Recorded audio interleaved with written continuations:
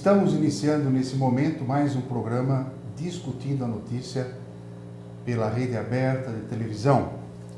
Esse programa nasceu com a Rede Aberta e, ao longo desses últimos 15, 16 anos, ele vem cumprindo o seu papel de cidadania.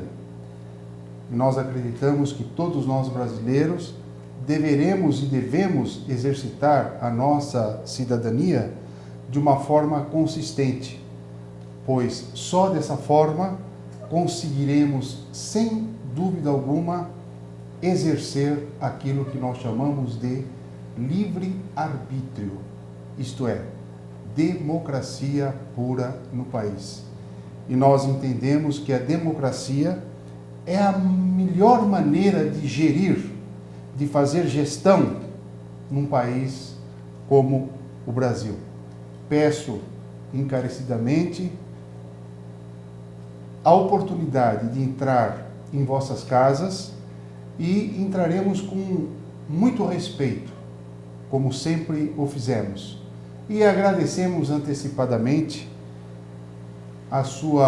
o seu privilégio, o privilégio de tê-los como telespectador e amigos do Discutindo a Notícia.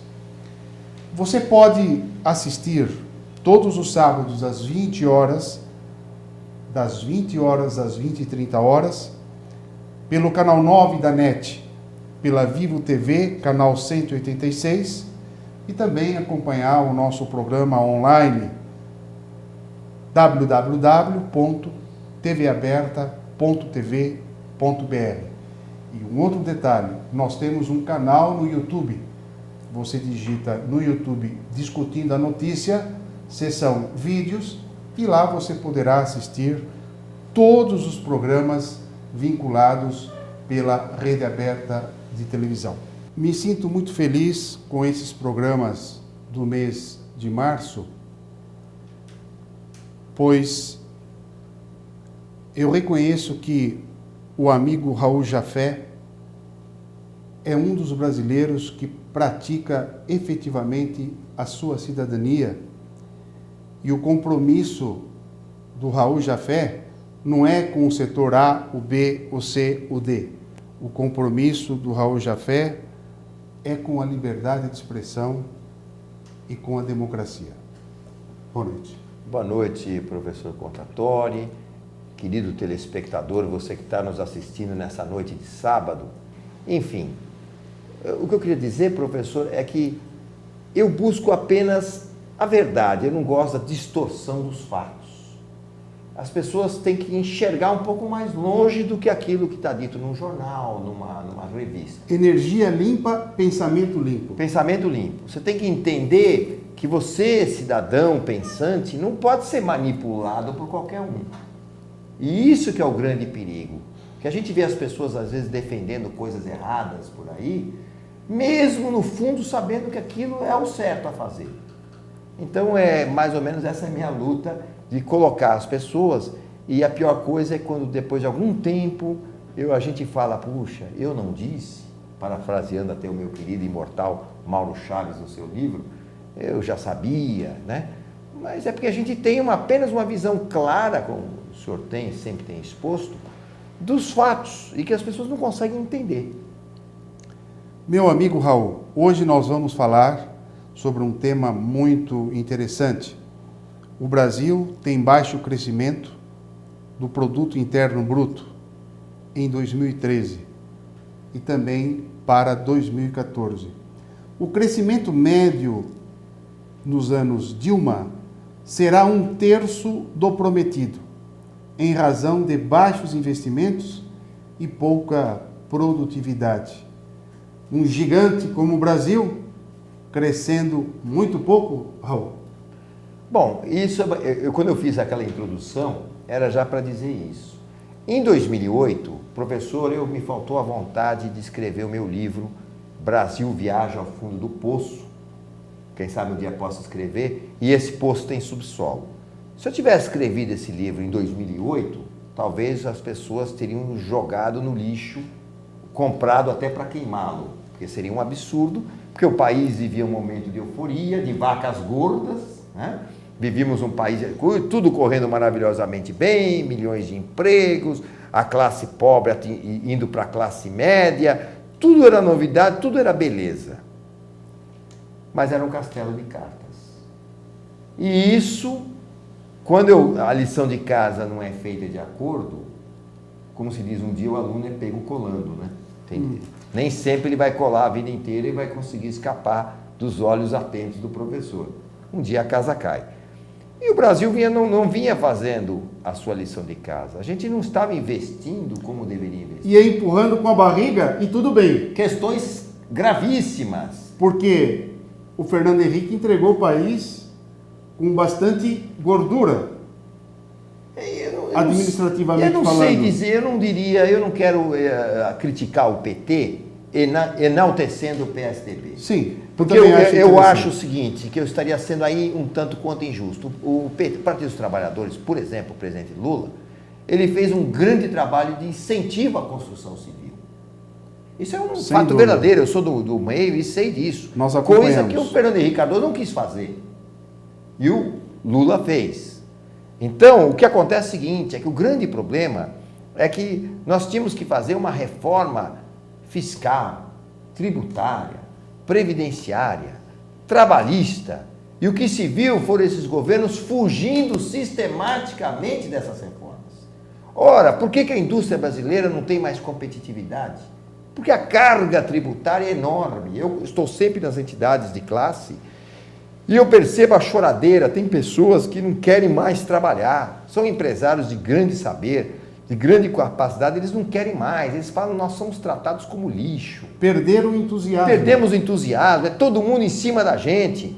A gente deveria, como em outros países, se preocupar com o nosso negócio, com a nossa tecnologia, em fazer um produto melhor, em dar melhores condições, mas não. Nós somos obrigados a combater uma burocracia dia a dia, uma horda de fiscais em cima da gente, todos eleitos, tentar chegar em milhares de normas que são criadas todos os anos.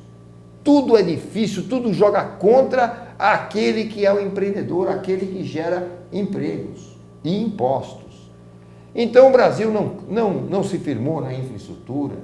Você veja bem, nós temos os nossos portos, nós já falamos, damos pinceladas aí, vamos futuramente até citar esse assunto do Porto de Cuba, que é objeto de outros programas, mas a gente investe em outro país e não investe nos nossos portos aqui, que estão sucateados. Quer dizer, não foi feita a lição de casa. Então, é difícil que a economia, quando ela é como se fosse uma torneira onde você põe a mão embaixo e não deixa a água sair. Uma hora, quando você solta a mão, a água desce toda. É o que acontece no Brasil. Dr. Raul Jafé, segundo as projeções feitas pela equipe econômica em 2011, o crescimento do PIB deveria se projetar-se em 6%. A média anual entre 2011 e 2014 está em 2%. Medíocre, quase o nível europeu. A inflação em 2011, 4,5%. O IPCA atual, quase 6%.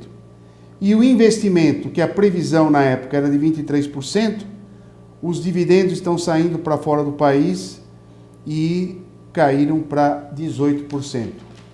E um comentário com relação à produtividade, ao produto interno bruto. Nesse espaço de 2003 a 2013, a China cresceu 153%, a Índia 76%, o Peru, o que é o Peru em relação ao Brasil? 44%, Coreia do Sul 27%, o Chile, 23% cresceu.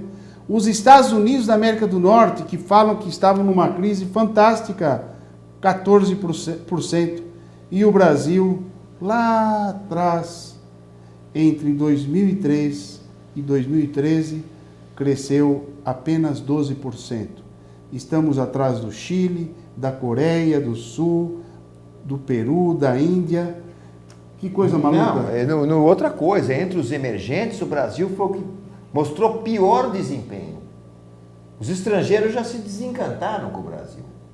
A grande sorte do Brasil, vamos assim dizer, É que ele é um país pelas suas dimensões continentais, pelos seus recursos hídricos, minerais. O Brasil ainda é interessante para investimento estrangeiro. Os investidores estrangeiros não têm muitas opções. E o Brasil ainda permite que esses investimentos venham aqui nos salvar. Mas a realidade brasileira é que, por não fazer a lição de casa, nós tivemos o quê? Um crescimento do consumo.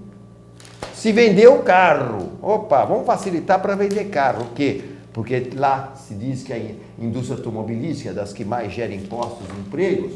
Opa, então vamos fabricar carros em excesso.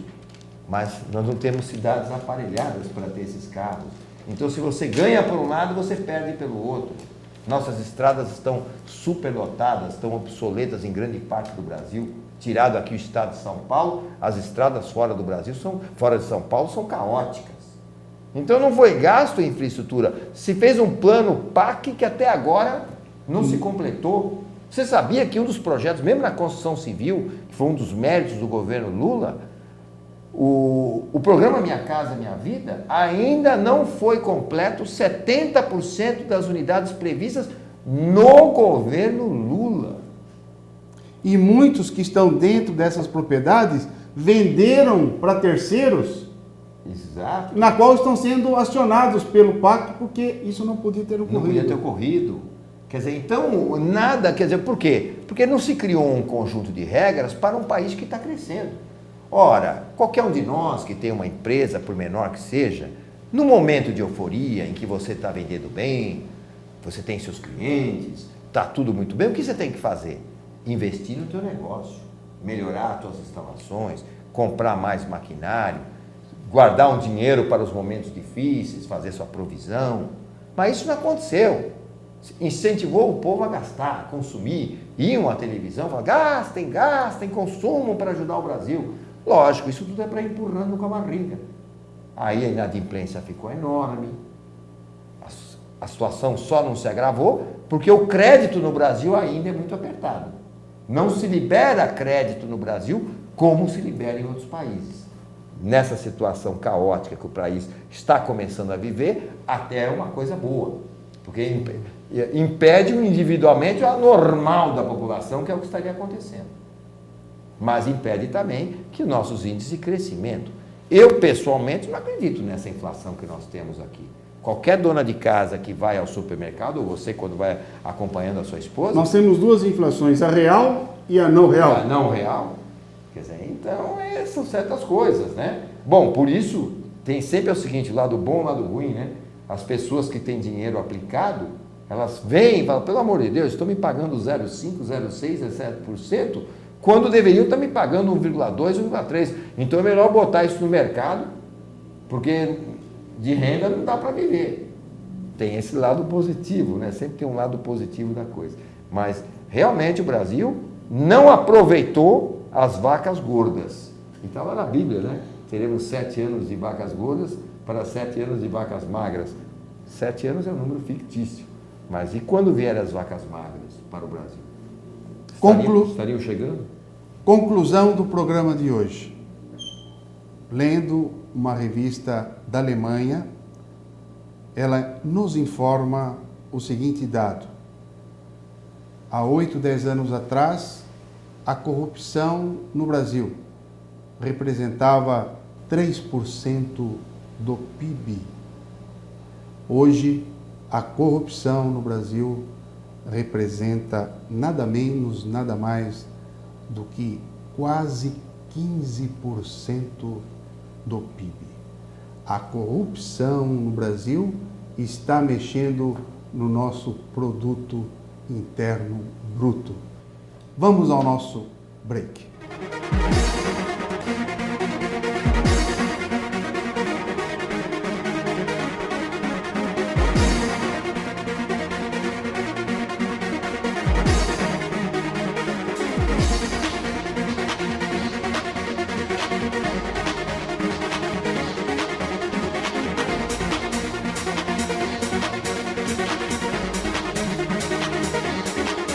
O telespectador pode acompanhar o programa pela TV aberta, canal 9, a NET, pela Vivo TV, canal 186, e também pelo site da Rede Aberta, www.tvaberta.tv.br.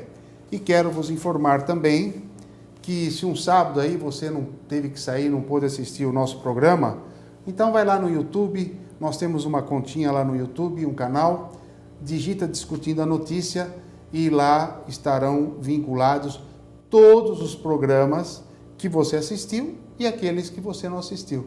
E você poderá acompanhar os nossos programas também pelo YouTube. Esse programa é um programa especial sobre odontologia e eu fico muito feliz porque eu adoro ciência, tecnologia e inovação.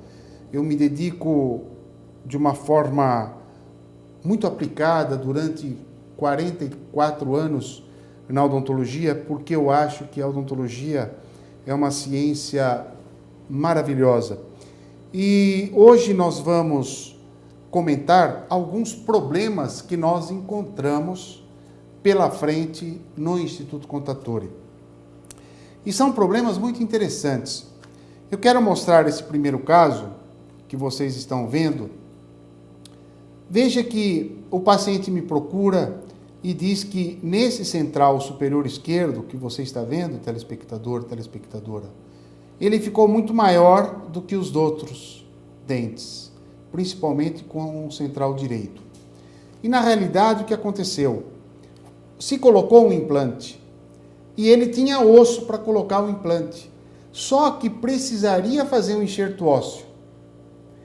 Como tinha osso, achou-se que não deveria colocar um enxerto.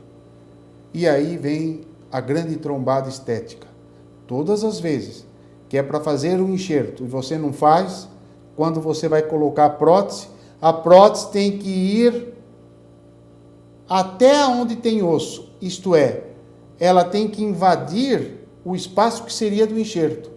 Essa é a razão pela qual o dente ficou maior. Realmente, eu não gostaria de ter um dente quase o dobro dos dentes vizinhos.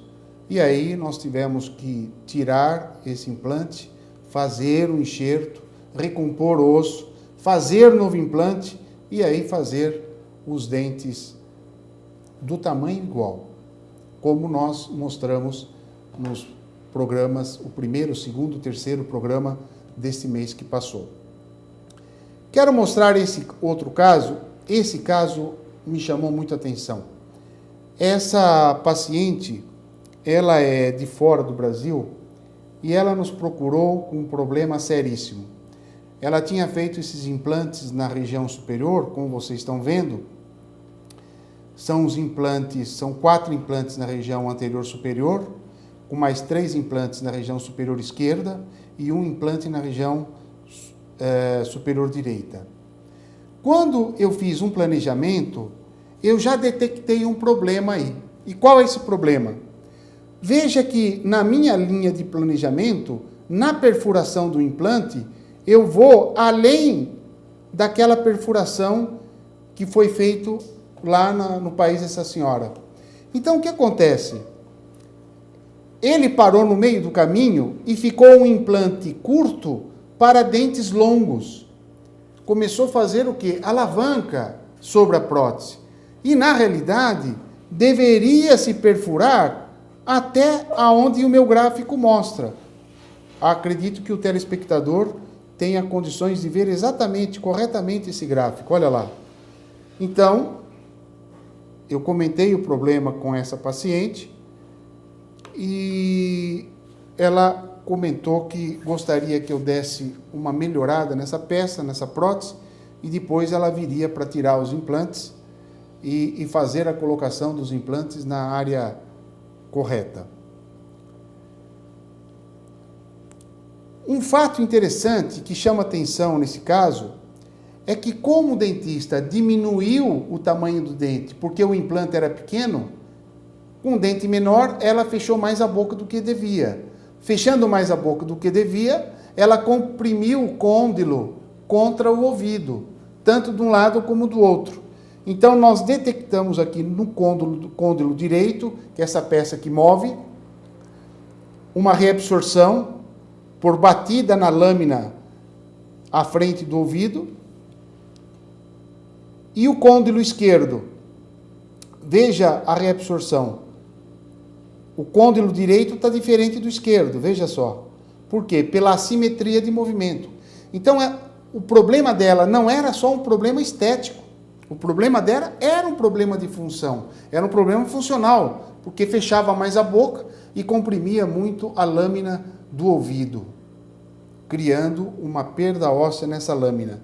A bem da verdade, eu mostro agora exatamente um crânio para que você tenha a imagem correta. Nós temos aqui o ouvido interno à esquerda, nós temos o côndilo à direita e a lâmina aqui. Então, o côndilo sempre deve estar dentro dessa cavidade glenoide, porque aí representa repouso. Veja que, no caso dessa paciente, o côndilo estava batendo na lâmina. Ela saiu da cavidade glenoide, ela bate na lâmina. Nós fizemos um exame com fibra óptica e colocamos a fibra óptica de um lado e observa que a lâmina do ouvido, que deveria ter 16 milímetros, ela estava com meio milímetro só. Nós calculamos que abrimos e fechamos a boca, em média, 3.500 a 4.000 vezes por dia. Imagine 3.500, 4.000 vezes abrindo e batendo aqui na lâmina. Essa lâmina vai esfoliando. E a paciente tem muitos problemas de labirintite, zumbido no ouvido, por causa da compressão do côndilo nessa lâmina. Isso é uma realidade, eu vejo muito hoje no meu trabalho cotidiano. E agora a trombada.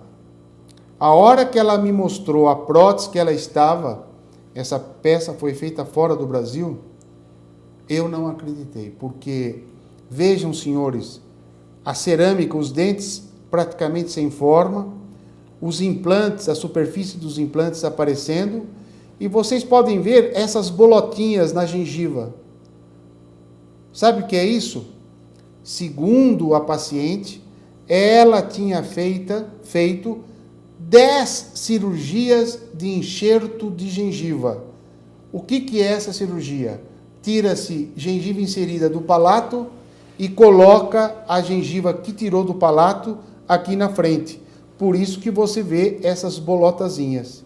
Mas o dentista aí poderia fazer 30, 40 cirurgias dessa e jamais ele iria resolver esse problema. Por quê? Porque imagina só, a minha mão esquerda é o osso. A gengiva recobre e protege o suporte ósseo. Se o osso reabsorve, tem perda óssea, desce, essa gengiva fica flutuante. O que ela vai fazer? Ela vai descer acompanhando a perda óssea. Então, quantos enxertos gengivais livres se fizesse nessa região, na cicatrização, a gengiva iria subir, procurando o osso. E, efetivamente, essa é a razão pela qual enxerto de gengiva. E, basicamente, nunca conseguia cobrir o implante. Por quê? Porque no novo paradigma, nós temos a seguinte situação. Todas as vezes que você quiser cobrir a raiz de um dente ou a superfície de um implante, sem que haja uma regeneração óssea guiada por baixo, você não terá o apoio do osso. Portanto, essa gengiva vai migrar para cima. Coitado desse dentista lá de fora. Fez 10 cirurgias, até os enxertos não foram mal feitos. Os enxertos pegaram o enxerto gengival livre. Só que, efetivamente, a paciente ficou com este problema. Ela me prometeu que eu resolvesse provisoriamente a parte estética, que ela tinha alguns compromissos lá fora, e depois viria para o Brasil fazer a cirurgia. E agora, olha que imagem, uma outra imagem, que coisa incrível. Nesse lateral aqui, onde nessa região, onde está aparecendo o implante, o dentista tentou cobrir o implante. Então, o lateral ficou um lateral gigante, Porque normalmente o lateral é um dente pequeno. Ficou uma loucura isso daí. Eu concordo com o paciente, ela não podia ficar com uma situação dessa. Eu tirei essas próteses, coloquei alguns pilares só para ver aproximadamente a disposição vertical dos implantes entre si e acabei fazendo uma nova peça, que é essa peça que vocês estão vendo. Veja, ela tem um sorriso baixo. Com o lábio em posição, a peça ficou muito bonita. Mas eu volto nessa foto anterior, subo o lábio, você observa que ficou um dente longo. Por que ficou um dente longo? Porque eu só troquei a prótese, ela teria que fazer enxerto. Porque se eu fizer o enxerto, eu vou diminuir o volume desse dente. Mas ela não queria fazer, neste momento, a cirurgia, porque tinha compromisso. E ela falou, Vicente, só com o meu lábio em posição aqui, da maneira como está, nessa próxima foto que eu estou mostrando a vocês, eu estou muito feliz porque já recuperou totalmente a minha linha de sorriso. E realmente são problemas que a gente encontra no dia a dia de uma forma importante. Gostaria de deixar a vocês o meu site, que é o www.odontologiacontatore.com.br e o nosso e-mail, que é o contatore@uol.com.br. Deixo também o meu canal do YouTube, porque nós temos um canal no YouTube, você digita no YouTube José Vicente Contatore, clica em vídeos e lá você terá mais de 100 vídeos sobre ciência e tecnologia, tudo que nós fazemos no nosso dia a dia. O nosso endereço, Avenida Divino Salvador, número 77. E o nosso telefone é o 50 55 10 15. Vou repetir o nosso telefone, 50 55 10 15. Espero que vocês tenham um final de semana maravilhoso com a família e com Deus. Um abraço.